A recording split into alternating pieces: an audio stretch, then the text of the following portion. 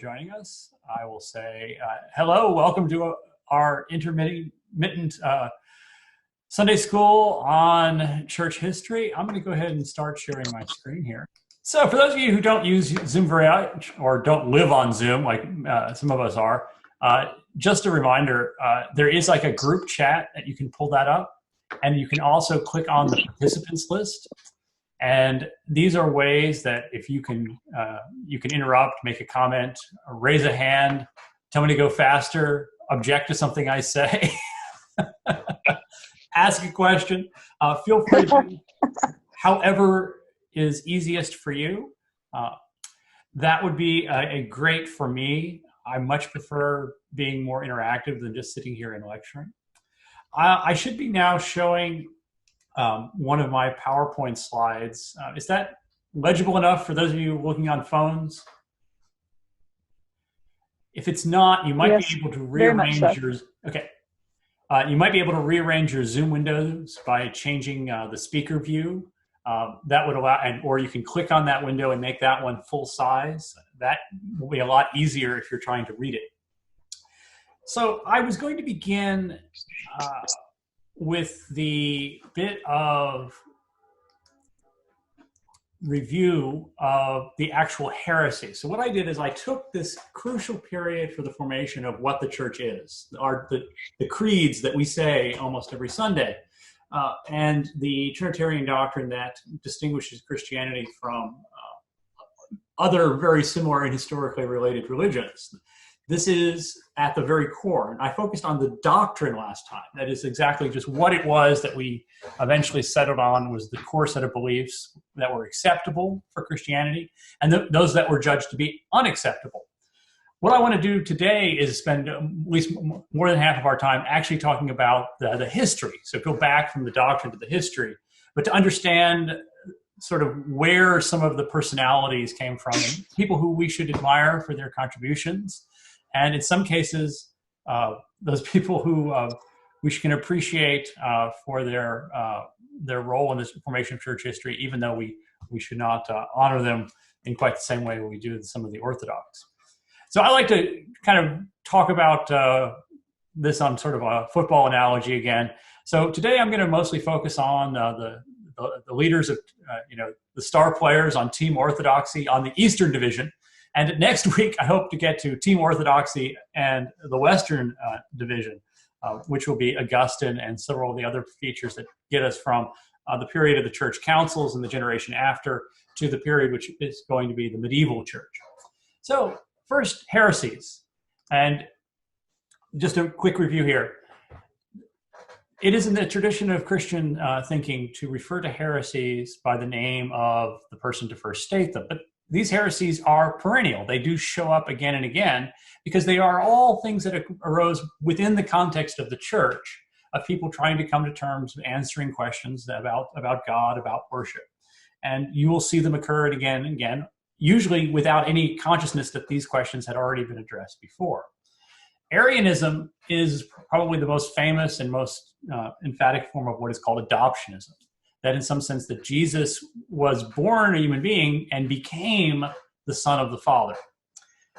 We're also did a review of the heresy called Apollinarianism, which is the idea that Jesus is fully divine, but instead of having a part of a human being that corresponds roughly with our spirit, he had the divine part of him. So he never actually, was educated in a human fashion. He always had the will of the Logos, the eternal Logos, as part of his mind. And that has the natural implication of saying that he's not fully human, fully God, fully human. Nestorianism, which is going to come up in one of the later councils in the 5th century, was the idea that Jesus is, in fact, both a human person and a divine person. But what puts those two parts together is this unity of will. And that is called the heresy of Nestorianism. And lastly, of the four major heresies that I'm going to talk about was the Eutychianism, where that is that Jesus was born a human being and then his divinity at some point replaced his humanity. And that's Eutychianism, or also sometimes called the Monophysite heresy. And each of these were the focus of some of the early church councils. Nicaea, first Constantinople, Ephesus, and Chalcedon. So notice that this is going over a period of over 125 years. So no one person was involved in all these councils. And quite a bit did actually change in that period. There are other important church councils that Gonzalez's book and I will make mention of, but I do want to keep focusing on these four and talk about the people and some of the personalities involved in all of this. Just remember one of those crucial distinctions, and this is where I apologize I have to lapse into Greek, because that was the language which eventually, or this was hashed out and eventually influenced all the other formulas that we use for trying to figure out and explain Trinitarian theology. One of these words that was trying to articulate a concept that in Scripture, using some of the tools that Greek had, was that there is one substance, the homoousios, in three persons, the hypostases. That is and part of the problems and some of the disputes have to do just with understanding what exactly those words mean. And that's what's built into our Nicene Constantinopolitan Creed, the one that eventually becomes central to our service. In explaining that, I talked about these two principles that developed in the disputes between Nicaea and the Fourth Council. And I gave them the name, the Chalcedonian formula and the Cappadocian principle. So in a minute, we're going to meet the people who actually articulated these statements while trying to defend the First Council of Nicaea in future disputes. It became agreed that this is the way to approach the question, to create what I called the field of orthodoxy. That is, it's a boundary, and that what happens is if you press any of these points to a certain extreme, and almost everyone in their controversies had a tendency to argue against a position as much as for their own. And this allowed some positions that are within the field, and hence orthodoxy, but some that had a tendency that it'd be going out. And the point is always to figure out where that line is. And orthodoxy through the creeds was an attempt to try to set what the boundaries are, which we still generally accept. Arianism was historically the first boundary mark that went, because that was the one about Jesus is fully human, but is he actually fully divine? Is he truly the Son? And there was on in my lower corner there, one school of the early fathers, the bishopric that centered on Alexandria, that insisted on the full divinity of the pre-existent Logos, as the beginning of John very clearly indicates. Then there was this kind of back and forth through the councils. One of the opponents of Arianism was a guy by Apollinarius, and I'll talk about him in a little moment. And he was kind of coming from the other side, and hence people who were more inclined to this position like Arianism, including some that were within Orthodoxy called the Semi-Arians, often came out of Syrian Antioch. And that was kind of another school that had a tendency to be more literal in its reading of Scripture and to emphasize the humanity of Jesus in a way that you might say, in some ways, we all know people who pay more attention to Matthew versus John. In some ways, it can be a matter of emphasis. They're both Orthodox, and one of the other background disputes is about balancing the whole of Scripture. The Apollinarians, at least Apollinarius himself, was eventually had his views criticized by one of the later councils as an overreaction to Arianism. Nestorianism is going that other way. It's the one that is threatening the unity of the personhood of Jesus as a human being, and Eutychianism is the boundary side on the other side. So when I was trying to get all the vocabulary about this, I kind of got into some detail, and I just want to kind of point forward to some other things that you're going to read about as you're reading about church history. One way I've tried to do this chart is explaining the different ways in which we talk about God and how to make sense of all the things that we want to say. We want to say that there is one God. There is one thing it is to be God that we can name as Father, Son, and Spirit, that all share entirely. There's no degrees of divinity. The Father is God, the Spirit is God, the Son is God. And that means that properties that are had by divinity are happened by all three. Though there are properties of the person of the Father, person of the Son, and the person of the Spirit, so that do not translate. So there's some things that are true of the Father that are not of the Son, some of the Spirit, not of the Son. And this is, in a certain way of using names, is a perfectly reasonable way of thinking about it. That is, the properties are collected from the top down, but they don't go across. And that is especially the case when you get to the right side, when you talk about Jesus being fully human and fully divine. He has the properties of both, and that's important. Okay. So I've given you the sort of the doctrinal positions. Does anybody want me to talk more about the heresies and the doctrines? Because I think that in some ways it's when we get to this in history, it's good to be reminded about some of the heroes of the faith, and also some of what they actually suffered in order to actually get us to the point that we can actually say, okay, this is orthodoxy. You guys are making this too easy for me.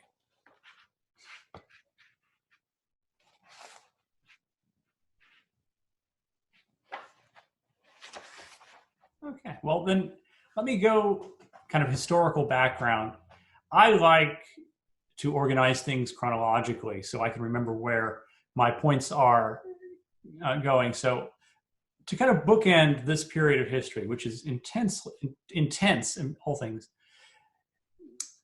most Christians lived within the confines of the Roman Empire, even though it had already by that point spread to India and into the British Isles outside of the Roman influence.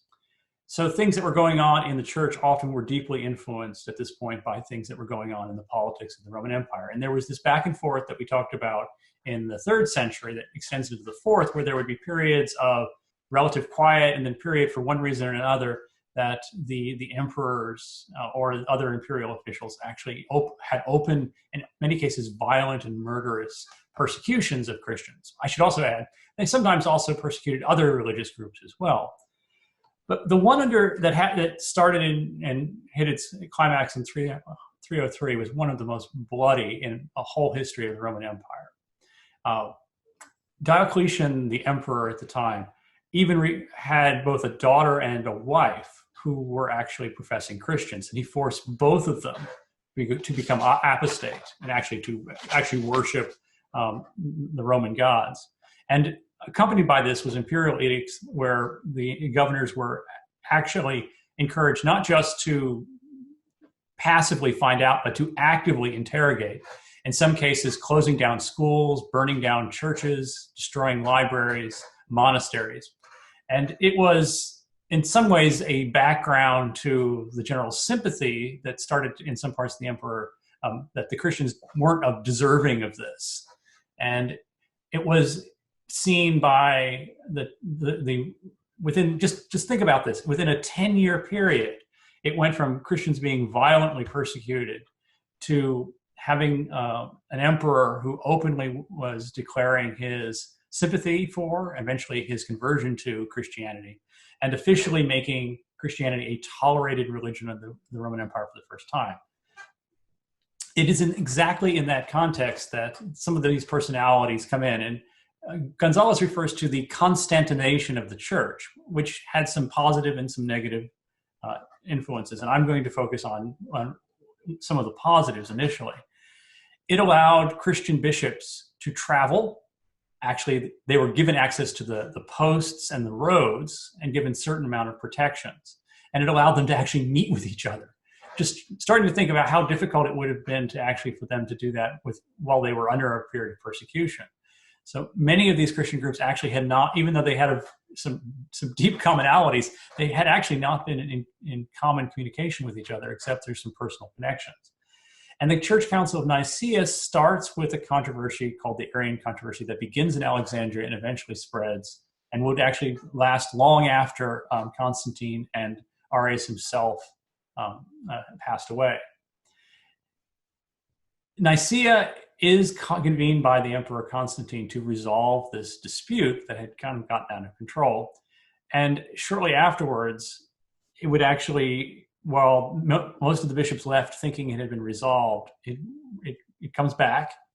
And when you start seeing some of the personalities and what's going on, maybe that will become clearer.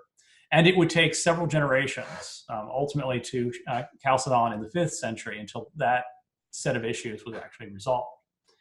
It was in that period notice the timeline. Between 313 and 391, Christianity was growing. It was officially tolerated, but it was not the official religion of the empire. And in fact, for most of that time, it was not, if you mean by that Orthodox Christianity. There were several emperors who openly were actually aligned with the Arians, and at least one who was actually an apostate Christian named Julius, who actually started to, but was unsuccessful in actually trying to suppress the Christian church. So start with Arius, who is as one of his opponents called him, the chief heresiarch, the ruler of the heretics. Put his dates, 250 to 336. So he was actually a somewhat elderly priest by this point under Bishop Alexandria in Alexandria. And that's where this controversy began. It came with basically a diocesan dispute with his bishop. Having heard Bishop Alexander give a talk, Arius, the priest, accused his bishop of Sabellianism, modalism, that is, of not adequately distinction between the Father, the Son, and the Spirit, especially between the Father and the Son. And in articulating his own position, kind of against what he perceived to be the modalism, that is, the lack of orthodoxy of his own bishop, he ended up coming up with the position that eventually would say, there was a time when the Son was not, that God was not always God the Father, but it was only at the point that he essentially adopted Jesus as his Son that he then became God the Father. You could see the church immediately hearing this in the light of some of those other disputes going back several generations about the God of the Old Testament not being the God of the New Testament. If God isn't the Father at the same time at the Old Testament, this is starting to sound like that Marcellian heresy from several generations ago. And it was condemned by the bishop, but Arius had several features that you might say, besides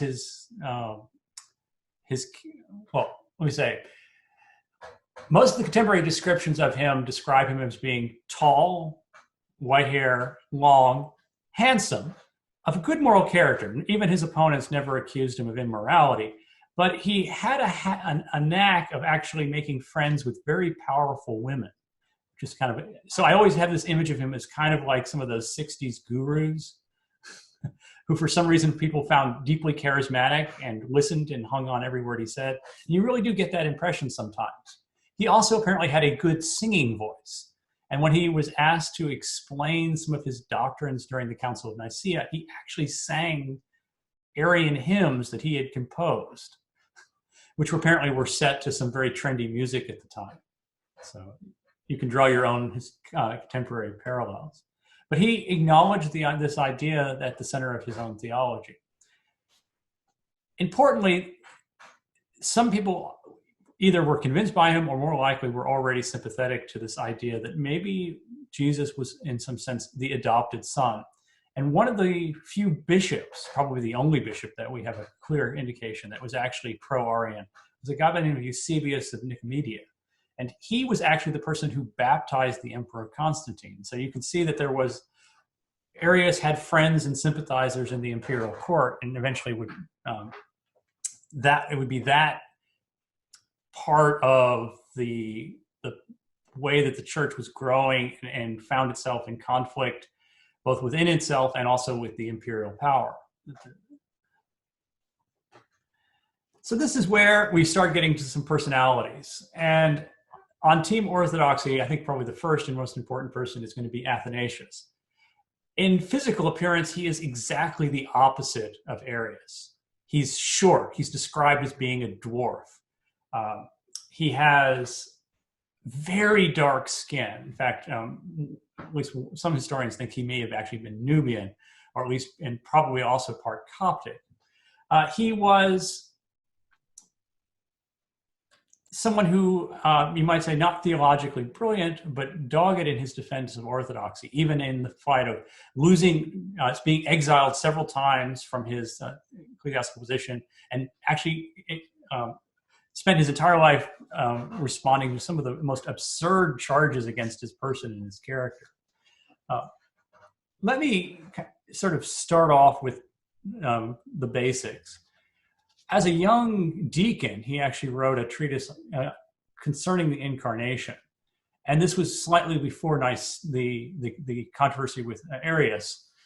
And he was already well acquainted with his bishop. And his bishop actually had him as one of the deacons that accompanied him to the Council of Nicaea. And he would be, in the generations afterwards, one of its staunchest defender, even though he was one of the most junior people who attended the council. He would succeed his friend, the Bishop Alexander and become Bishop of Alexandria, Patriarch or Pope of Alexandria, as often styled in the Eastern side. And his main argument is one that the position of the Arians is not a Christian position. It is functionally a kind of idolatry. Because from the point of view of salvation, think of my square of orthodoxy, that God saved humanity through Christ, and only God can save. Therefore, if Jesus is what's saving us, Jesus has to be God. He can't be partly God. He can't have the power of God. If we actually did the things, and think of what made Christians Christians, baptism, communion, those actions already implicitly in the very earliest records of them attributed divinity to Jesus. So that would be idolatry if, in fact, the Arians were correct. I should also add that Athanasius, later in his life, has one of the most famous canons or lists of scriptures, because in arguing against the various heretics, one of the things was essentially defining the church was, what are the books of scriptures that we can refer to? And his canon is one of the most important to the history of the church, because he has the books that we do. He defended that list, the one that we currently use.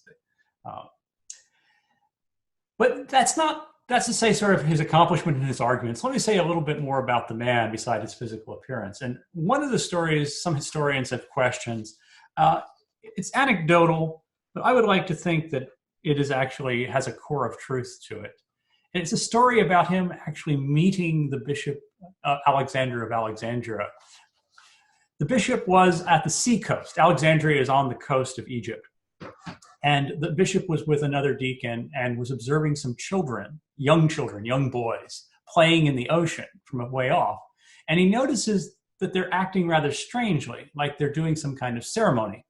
And like I think any good father figure, he's getting a little worried about what those young boys might be up to. So he sends the deacon to find out what they're doing and to bring them over. And in the conversation that happens, the boys initially didn't admit to do anything, but they eventually fess up. They said, well, we have just elected one of us to be bishop, and then we were following his directions, and he was giving the directions actually to have them baptized, to catechized and baptized. The bishop is, of course, flabbergasted, and actually examines them, and he finds out that they weren't joking. They really were believing and accepting these teachings. So he ends up chrismating them, validating the baptism, explains to their parents what had happened, and gets very interested in this kid who was pretending to be a bishop. His name was Athanasius. And it turns out that this young boy would eventually be adopted by Alexander and would be raised by him. And as I said, that's where the part of the story is. Well, we have at least one ancient story that thinks that story is correct. I would like to think that it is.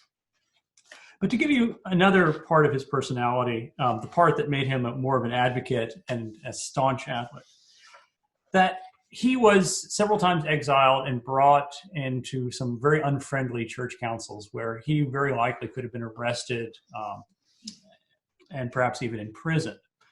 And in one of these, he knew he was walking into a trap, and he actually had one of the more intriguing stories. And I have to think that this one actually we have enough reason to actually believe was correct. Sorry. I actually had one of my bookmarks to actually one of the songs of Arius. I'm not going to try to sing it for you. Here's how the story goes. This happened a little later after Athanasius had been appointed bishop and they were trying to dispose him. And a group of Arians, including some Arian bishops supported by the emperor, had brought him in for examination. Now, of all the weird and bizarre things that Athanasius was accused of, he was accused of murder and sorcery of one of his own priests by the name of Arsenius. And so in this council, that gets brought up. And unbeknownst to the people who were examining him, he had arranged for Arsenius to actually show up. So he gets the council to say, "Are you accusing me of murdering Arsenius?" And cutting off his hand for some bizarre reason that was alleged to be the evidence in that time. And I said, "Yes." "And would you recognize him?" And they said, "Well, we would have recognized him if you hadn't killed him." You can kind of see the spirit of this kind of argument. He then calls for Arsenius to be brought forward. And then Arsenius is wearing one of those long ecclesiastical cloaks, not dissimilar to the one that our own priest wears, and his hands were hidden. So Athanasius says, "Would you like to see his hands?" So he orders him to show one hand. "Would you like to see his other hand?" Everyone expecting him not to have a hand, who wasn't known that it wasn't. So he shows hand. And then just to kind of top it off, Athanasius says, "Would my opponents like to show me where his third hand was cut off?" And then it says, and then makes a comment about that God has given him two hands and everyone can see he's both alive and has both his hands. It's that kind of wry humor which he persisted in, says something about his character. Probably not his proudest moment, but one of the more bizarre stories involving some of our Orthodox priests. Let me also add that Athanasius was friends to several of the other people that I'm going to have, and that in some ways this personal friendship and desire for orthodoxy is going to show up. Also, he had connections, as did many of the bishops and priests and deacons, to the arising monastic movement. The story of St. Anthony, who was 2 generations before, was centered around the deserts of to the south of Alexandria. And there's a good chance that Athanasius knew those men and certainly was supported by them. And these were what we now call eremitic monastics. So these were not what we would now think of giant communities and these fortified buildings. They were poor. They lived in small groups at a subsistent level. They were emphatically committed to preaching and living a Christian life. Almost all men. And they often had a habit of, when something at stake involving the church was, that they would be essentially they would be the crowd supporting them, sometimes in an ecclesiastical election, sometimes when there were works to be done, and they were often called the athletes of the church. Several of the men I'm going to talk about also were very tempted to that style and were literally forced into taking ecclesiastical office, either to become priests or bishops, with some reluctance, because the church needed them. And that group includes the great Cappadocians. This is in a different part of the empire, on the other side, in the area that we would now call Turkey. In a prosperous area, but a prosperous area that their Greek was heavily accented, so much so that people made fun of their accent. And I always like to think that their Greek was a little bit like, a Georgia accent is to somebody from New York. And there was an amazing family, of which there were 8 sons and several daughters, of whom several of them are accounted as being saints of the church. And the most famous are Basil, his brother Gregory, and his sister Macrina. Both parents were Christians, merchants probably. And Basil was originally going to be educated and apparently was a very ambitious but not a very pious young man.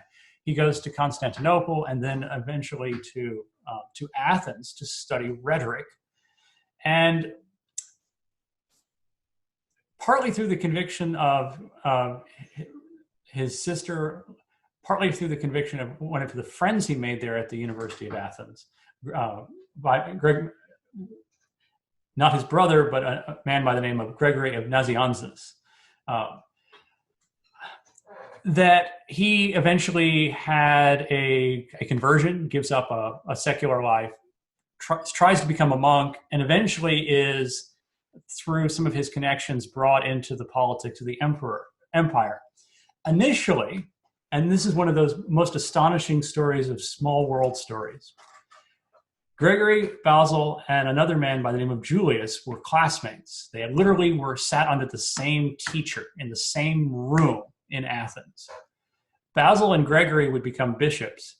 Julius became emperor after some political machinations and would actually give up on Christianity. And it was actually Julius who tried to bring Basil and make him into the imperial court. And Basil refused, decided he would take up the other side. He would actually agree to become a bishop and oppose the emperor.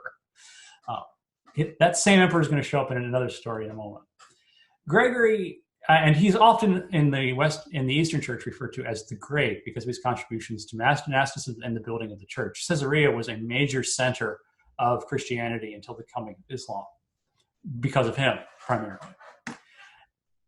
One of the contributions that he made also was to theology, was with the work called the Philokalia, which is a work that actually adapts an earlier theologian, Origen, removing some of the more unorthodox bit, into a beautiful work on Trinitarian theology. And that's actually the emphasis of all of the Cappadocians, is the way that the Trinity is part of the experience of the Christian believer, that we experience the threeness in oneness of God. Both of these men would become deeply involved in the councils after Nicaea, including the one in Constantinople in 381, which happened just after Basil died, but many of the bishops and priests that he had ordained actually were there and defended his position, mainly against Apollinarian, but also reasserting orthodoxy against the Arian heresy. The fourth of the Cappadocians is actually important for another reason. Her name was Macrina. She left no writings, though her brother Gregory wrote a very beautiful story about her life. And she apparently was the religious one out of this group of bishops, and that she devoted her entire life to the care of the poor and founded a religious community of women, probably the first that we can have an actual verified existence of, as opposed to small, more anchorous kind of issues. And she, probably more clearly than anyone else, is the one that set up the idea for religious women as being the bride of Christ. That is, in some sense, in her own personal story sort of led to that theological development, that she had been engaged, an arranged marriage with her parents. Her intended died before the marriage could happen, and she refused her parents' offer to find another life and decided that that was a sign that she should devote herself entirely to the church, to the care of the poor, and convinced her brothers, who might otherwise have gone on to very prosperous and secular careers, to help the church. In fact, both would become involved in monastic communities of men that would be parallel to that. This is a more community-based, and there are other trends. There was another organizer of some of those more eremitic, by the name of Pachomius, and that would become the pattern more in Western theology, where you have larger communities organized under ecclesiastical grounds as opposed to lay people.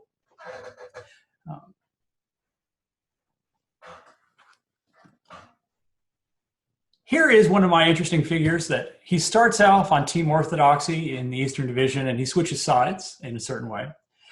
And just to say, again, how complicated and how this would have looked very different at the time, Apollinarius is actually one of my favorite, in the sense of I admire him in many ways for his writing and his thinking, even though we don't have all of his writings that have survived for us, but in some sense for his spirit. Like Basil and some of the other men here, he was a deeply educated person. He actually was one of the opponents of Arius during Nicaea, and was a bishop, devoted his life to the church, was a personal friend to both Basil and Athanasius, who believed that he may have been condemned more for his personality and his lack of political connections than for any of his actual beliefs. It is true that his position was rejected, and I think correctly so. But one of the things that makes him so admirable was his devotion, among other things, to catechesis. A lot of these men became involved in these disputes precisely because they thought that there was something at stake. And one of the stories that I find deeply admirable is that during Emperor Julius's repression of Christianity, so this was like in 361. So after Nicaea, but before that, The emperor prohibited Christians from teaching and studying or even owning pagan literature. This was a political move because it would basically prevent Christians from becoming bureaucrats, lawyers, any kind of profitable career. So what did Apollinarius do? He actually translated the Bible into Homeric verse. We really wish we had this, but apparently it was a remarkable bit of scholarship. While he was in being suppressed and lost his profession as a teacher, was exiled, that's what he did. That tells you the kind of man he was. That he would go through that kind of effort just so that Christians could still get an access to an education, as well as a Christian formation. Going back to some of the other, a generation now overlapping with the Cappadocians to the later councils, I should mention on East and West, two other figures. Going back to Alexandria, so this is someone who would come after Athanasius, would be Cyril of Alexandria. And he would be the leading figure from his see in Alexandria against the Nestorians about the nature of Christ. And John Chrysostom, Patriarch of Constantinople, who would become a real influential figure in the history of preaching and teaching. I mentioned in an earlier talk that he is one of the first and earliest church fathers of which we have essentially sermons on the entire Bible. I mentioned him when talking about the book of Acts, that his is the first exposition of the book of Acts that we have the full record of.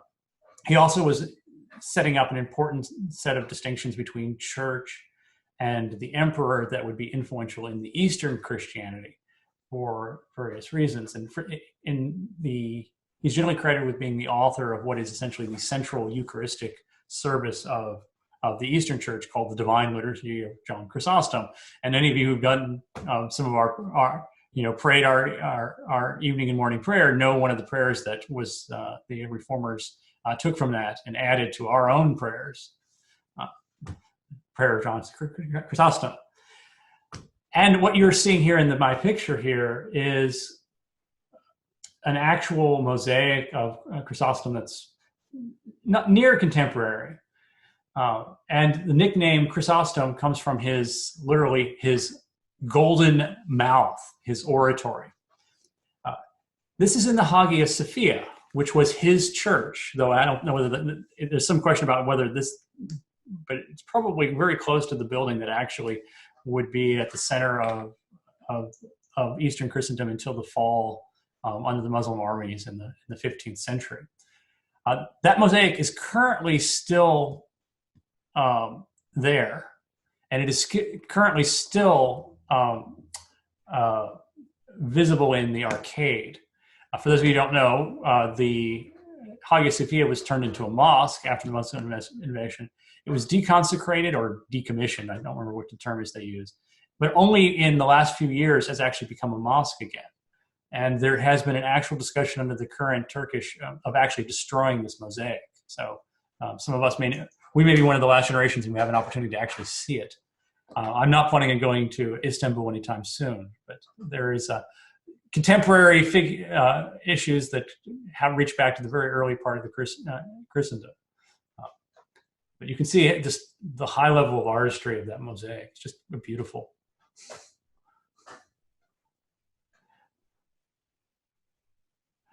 You can also see in these depictions the dalmatics.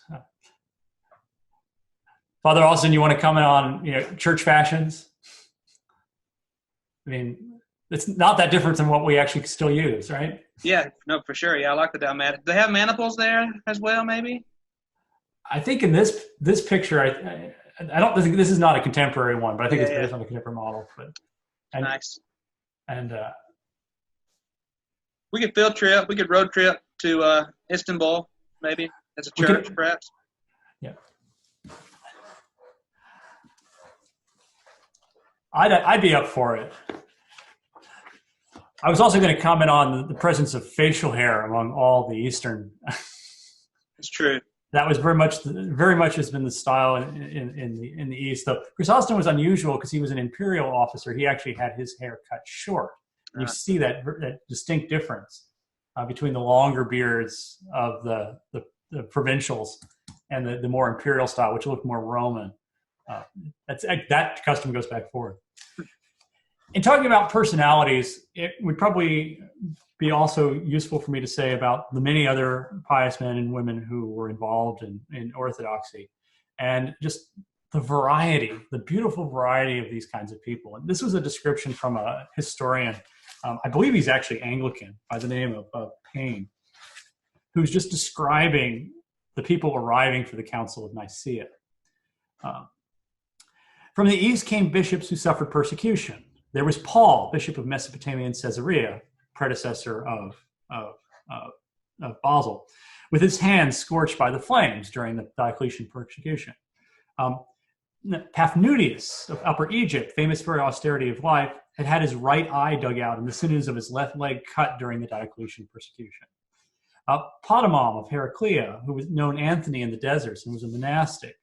James, bishop of Nisibah, who wore a coat of camel's hair.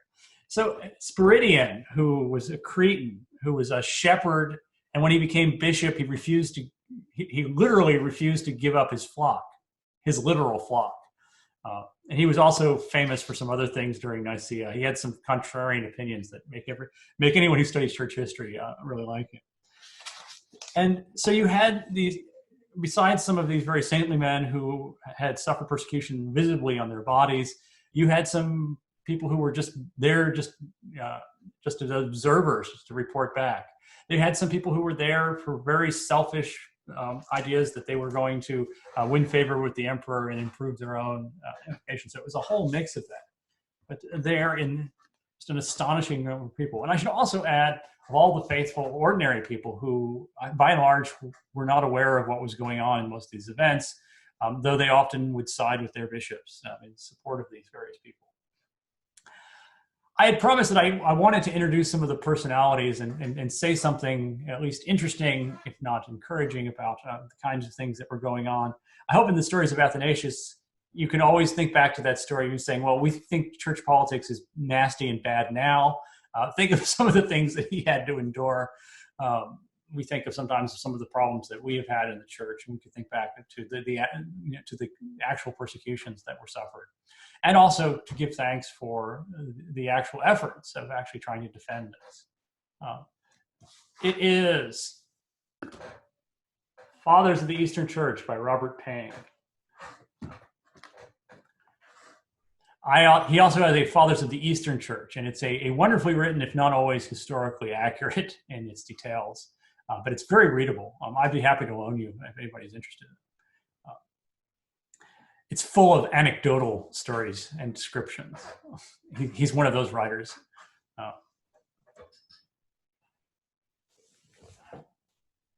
Well, that sets me up for talking about team orthodoxy in the Western Division, mainly about Augustine, and I will not do justice to that. But I will continue to stay focused on some of the historical questions as we are breezing through some of the big questions about the formation of the church. And there were several controversies that I mentioned just by name in that outline that will become important. The Donatists and the Pelagians. The Donatists having to do with the question about who is the church. That's a central one for us. And a division that came across very early on is about people who had apostatized during the persecutions, whether they could be remitted in the church. And some people said no, and some people said yes.